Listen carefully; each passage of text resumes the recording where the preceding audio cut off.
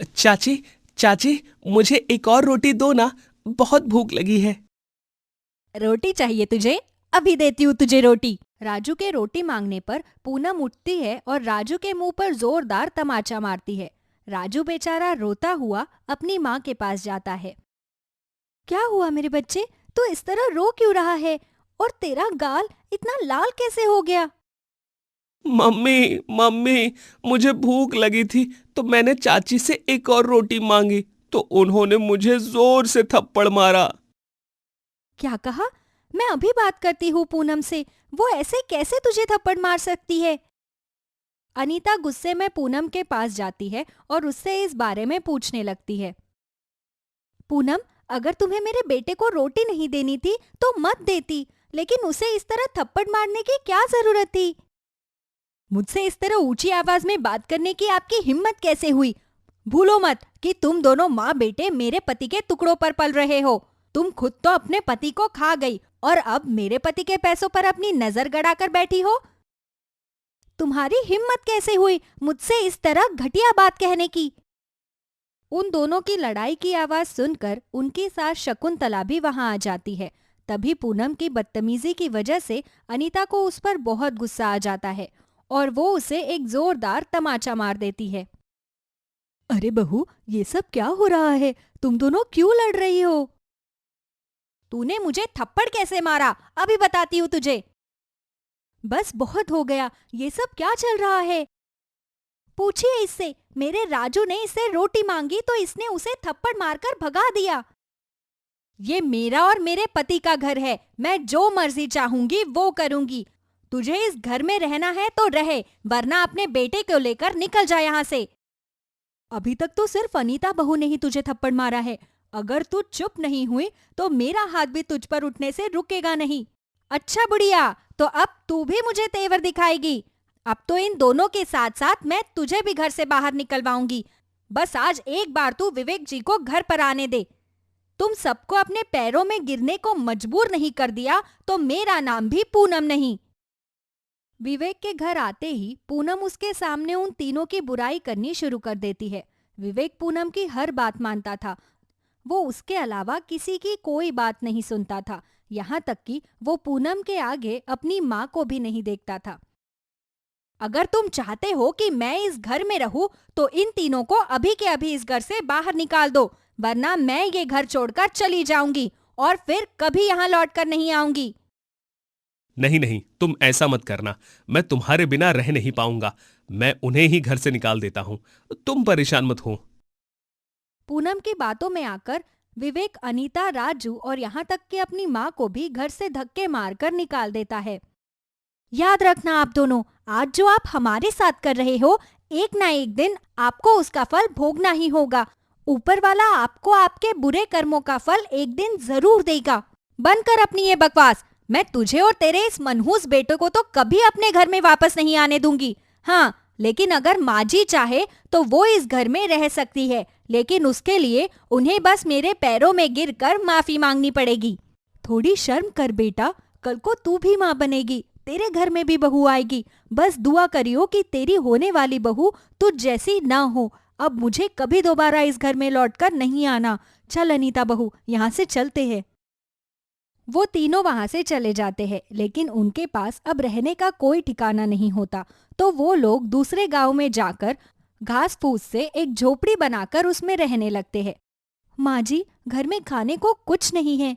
अगर आपके पास कुछ पैसे हैं तो मुझे दे दीजिए, मैं थोड़ा राशन ले आऊंगी। बाकी मैंने एक जगह काम के लिए बात की है, कल से मैं वहां जाकर काम करना शुरू कर दूंगी। शकुंतला अनीता को कुछ बचे हुए पैसे देती है। अनीता उन पैसों से कुछ दिनों का राशन ले आती है। घर का खर्च चलाने के लिए अब वो लोगों के घरों में काम करती है। उन्हीं पैसों में वो अपनी सास और बेटे का ध्यान रखती है। तभी एक दिन, इस बार मालकिन ने तनख्वाह देने में बहुत वक्त लगा दिया।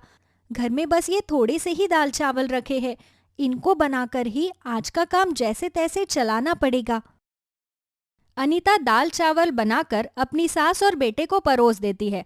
तभी उसकी सास कहती है, अनीता बहू, तू आज हमारे साथ खाना क्यों नहीं खा रही? तेरी तबीयत ठीक नहीं है क्या? नहीं माँ जी, अभी मुझे ज्यादा भूख नहीं है, आप खा लीजिए, मैं बाद में खा लूंगी। थोड़ी देर बाद उसकी सास और बेटा खाना खा लेते हैं। तभी वो देखती है कि पतीले में अभी भी थोड़े दाल चावल बाकी है। वो उन दाल चावल को अपने लिए थाली में परोस लेती है। सुबह से कुछ खाया नहीं, बहुत भूख लगी है, जल्दी से खाना खा लेती हूँ। अनीता खाने का पहला निवाला खाने ही वाली होती है कि तभी उनकी झोपड़ी के बाहर एक बूढ़ी औरत आती है, जिसके कपड़े फटे पुराने थे और वो बहुत भूखी थी। मुझे खाने को दे दो बेटा, मुझे बहुत भूख लगी है, सुबह से कुछ नहीं खाया। अरे, ये बूढ़ी माँ तो मुझे बहुत ही भूखी लग रही है। अच्छा हुआ जो मैंने अभी तक इस खाने को झूठा नहीं किया, वरना ये बूढ़ी माँ मेरे घर से भूखी चली जाती। अनीता उस बूढ़ी माँ को अपने घर में बैठाती है और उन्हें दाल चावल खाने को देती है। उन दाल चावल को खाकर वो बूढ़ी माँ बहुत खुश होती है। भगवान तुम्हारा भला करे बेटा, इस भूखी को खाना खिलाकर तुमने बहुत पुण्य का काम किया है। मेरे पास तुम्हें देने के लिए कुछ है तो नहीं, लेकिन ये कुछ फल के बीज है। तुम इन बीजों को अपने आंगन में बो देना। इस बीज से उगने वाला फल तुम्हारे जीवन के सभी कष्टों को दूर कर देगा। वो बूढ़ी माँ उन फलों के बीजों को अनीता को देकर वहां से चली जाती है। तभी अनीता अपने आंगन में जाकर उन बीजों को वहां बो देती है। काश उस बूढ़ी माँ ने जैसा कहा वैसा ही हो, इन बीजों से उगने वाले फल हमारे जीवन के सभी कष्टों को दूर कर दे। इतना कहकर अनीता अपनी झोपड़ी में चली जाती है और रात होते ही सब लोग सो जाते हैं। सुबह जल्दी उठकर अनीता जैसे ही उन बीजों को पानी देती है तो देखती है कि उनके आंगन में एक बहुत बड़ा कीवी का पेड़ उग गया है, जिस पर बहुत सारे कीवी लगे हुए हैं। हे भगवान, ये कैसा चमत्कार है! कल ही तो मैंने यहाँ पर वो बीज बोए थे और एक ही दिन में यहाँ पर कीवी का पेड़ उग गया। हो ना हो ये जरूर कोई जादुई कीवी का पेड़ है। तुमने सही कहा अनीता, मैं जादुई कीवी का पेड़ हूं। तुम्हारे अच्छे स्वभाव और अच्छे कर्मों के कारण ही उस बूढ़ी माँ ने मुझे तुम्हें दिया है।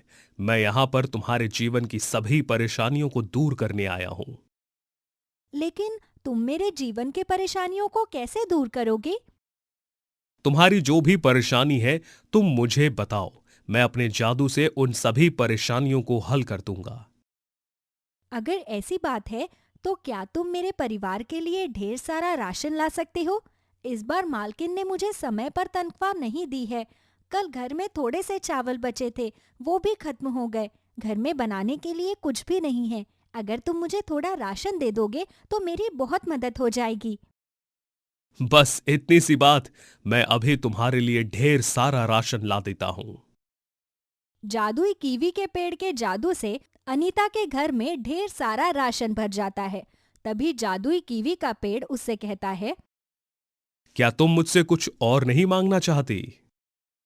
मांगना तो चाहती हूँ, लेकिन ऐसा लग रहा है कि कहीं मैं लालची तो नहीं हो रही। तुम ऐसा मत सोचो अनीता, क्योंकि तुम्हें जो भी मिल रहा है वो सब तुम्हारे अच्छे कर्मों का फल है। भले ही तुम मुझसे कुछ और ना मांगो, लेकिन मैं खुद तुम्हें कुछ देना चाहता हूं। मैं तुम्हारे लिए एक बहुत ही सुंदर घर बनाना चाहता हूं। तुम बस देखती जाओ। जादुई कीवी का पेड़ अपने जादू से अनीता के उस झोपड़ी को एक बहुत ही बड़े सुंदर घर में बदल देता है। साथ ही अनीता के घर के बाहर दो बड़ी बड़ी गाड़ियां भी आ जाती है और जादुई कीवी का पेड़ अनीता के लिए एक ढाबा भी खोल देता है, जहां अनीता मेहनत करके अपने परिवार के लिए काम कर सके। तुम्हारा बहुत बहुत धन्यवाद जादुई कीवी के पेड़, तुमने मेरी इतनी मदद करके मेरी सारी परेशानी को हल कर दिया। मुझे समझ नहीं आ रहा कि मैं किन शब्दों में तुम्हारा शुक्रिया अदा करूं। अगर तुम मेरा शुक्रिया अदा करना चाहती हो तो कभी भी किसी जरूरतमंद को मदद के लिए मना मत करना। तुम्हारे पास जो भी गरीब और जरूरतमंद मदद के लिए आए, तुम हमेशा उसकी मदद करना। जब तक तुम अपनी नेक दिली पर रहोगी तब तक मैं तुम्हारे साथ रहूंगा, और मेरा जादू भी तब तक ही तुम्हारे लिए काम करेगा। जिस दिन तुमने अपनी नेक दिली छोड़ दी, उस दिन मैं और मेरा जादू हमेशा के लिए गायब हो जाएंगे। मैं तुमसे वादा करती हूँ जादुई कीवी के पेड़ कि कभी किसी जरूरतमंद की मदद करने के लिए मना नहीं करूंगी। उस दिन से अनीता के दिन ही पलट जाते हैं। उसकी जिंदगी में आई हुई सारी मुसीबत एक ही दिन में दूर हो जाती है। उस दिन से वो अपने ढाबे में काम करके अपने घर का खर्चा चलाती है। उसके पास जो भी कोई मदद मांगने आता वो उन सब की मदद करती। साथ ही वो जादुई कीवी के पेड़ का भी पूरा ध्यान रखती। जहां अनीता के अच्छे कर्मों के कारण उसके दिन सुधर गए थे, वहीं उसके देवर देवरानी के बुरे कर्मों की वजह से उन्हें उसका फल भोगना पड़ा। एक फ्रॉड प्रॉपर्टी डीलर के चक्कर में आकर उन्होंने अपना अच्छा खासा घर गंवा दिया। उनके पास अब रहने का कोई ठिकाना नहीं था, तो अंत में उन्हें एक घास फूस की झोपड़ी बनाकर वहां रहना पड़ा। और घर का खर्च चलाने के लिए विवेक के साथ साथ पूनम को भी एक बड़ी सी हवेली में नौकरानी का काम करना पड़ा। जमींदार जी, मेरे पति बहुत बीमार है।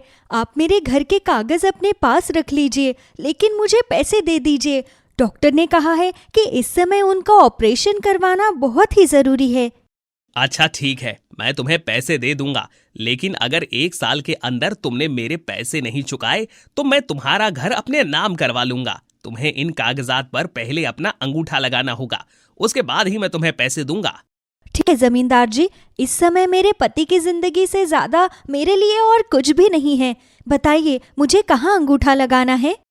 तुम इस कोरे कागज पर अपने दस्तखत कर दो। अगर 1 साल के अंदर पैसे चुका दिए तो इस कागज को फाड़ कर फेंक दूंगा, और अगर नहीं चुका पाई तो तुम्हारे घर को अपने नाम कर लूंगा। जमींदार उस कोरे कागज पर पूनम का अंगूठा लगवाकर उसे पैसे दे देता है। पूनम तुरंत ही उन पैसों को लेकर अस्पताल पहुंच जाती है। डॉक्टर साहब, मैंने पैसों का इंतजाम कर लिया है। अब आप मेरे पति का ऑपरेशन शुरू कर दीजिए। ठीक है, लेकिन पहले इन पैसों को काउंटर पर जमा करवा दो, उसके बाद ही मैं ऑपरेशन कर सकता हूँ। अस्पताल के काउंटर पर जाकर पूनम 5 लाख रुपए जमा करवा देती है। कुछ देर बाद डॉक्टर रमेश का ऑपरेशन करना शुरू करते हैं और कुछ ही देर में उसका ऑपरेशन हो जाता है।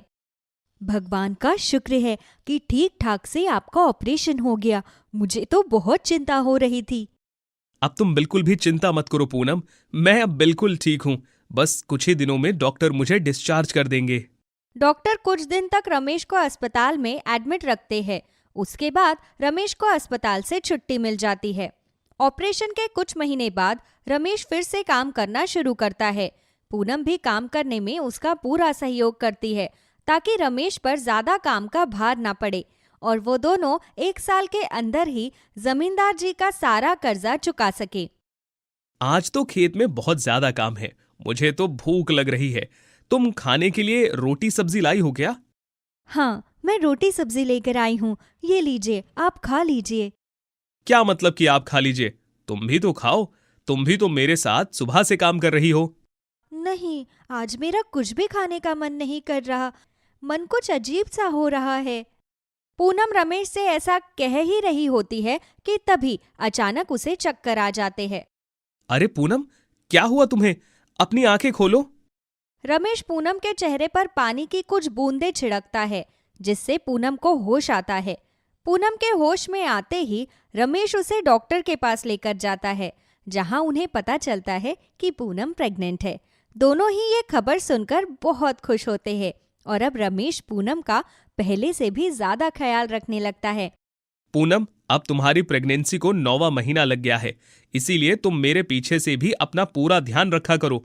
अगर मैंने तुम्हें कोई काम करते देख लिया तो मुझसे बुरा कोई नहीं होगा। डॉक्टर ने तुम्हें आराम करने के लिए कहा है। ठीक है जी, वैसे भी अब मुझे किसी भी चीज की ज्यादा चिंता नहीं है। जमींदार साहब के भी बस 50,000 रुपए देने की ही बाकी है। जल्दी से वो कीमत भी हम चुका देंगे और अपने घर के कागजात उनसे वापस ले आएंगे। हाँ चलो, अब तुम ज्यादा मत सोचो और आराम करो। मुझे शहर जाकर खेतों के लिए कुछ सामान लेकर आना है। जब तक मैं घर आता हूँ तब तक तुम आराम करो। रमेश शहर से सामान खरीदकर वापस अपने गांव लौट रहा होता है। तभी एक तेज स्पीड से आ रही कार से रमेश की टक्कर हो जाती है और वहीं मौके पर ही रमेश अपना दम तोड़ देता है। जब इस बात का पता पूनम को चलता है तो उसका तो मानो संसार ही उजड़ जाता है। हे भगवान, ये कैसा अन्याय किया आपने मेरे साथ। अभी तक तो मेरा बच्चा भी इस दुनिया में नहीं आया था। आपने तो इस बेचारे बच्चे के पैदा होने से पहले ही इसके पिता का साया इसके सर से छीन लिया। ये कहते हुए पूनम जोर जोर से रोने लगती है कि तभी अचानक उसके पेट में बहुत तेज दर्द होने लगता है। दर्द के मारे वो जोर जोर से करहाने लगती है। तभी उनके पड़ोस में रहने वाली कुछ औरतें उसे अस्पताल लेकर जाती है, जहां पूनम एक बेटे को जन्म देती है। वो अपने बच्चे को लेकर अपने घर आती है। तभी जमींदार अपने आदमियों के साथ उसके घर आ जाता है। घर का सारा सामान बाहर निकाल कर रख दो, आज से ये घर मेरे नाम हो गया। ये आप कैसी बातें कर रहे हैं जमींदार जी? मुझ पर थोड़ा सा रहम कीजिए। अभी कुछ दिन पहले ही मैंने अपने पति को खोया है। मेरा बच्चा अभी ही इस दुनिया में आया है। मुझे बस आपके 50,000 रुपए ही तो चुकाने हैं।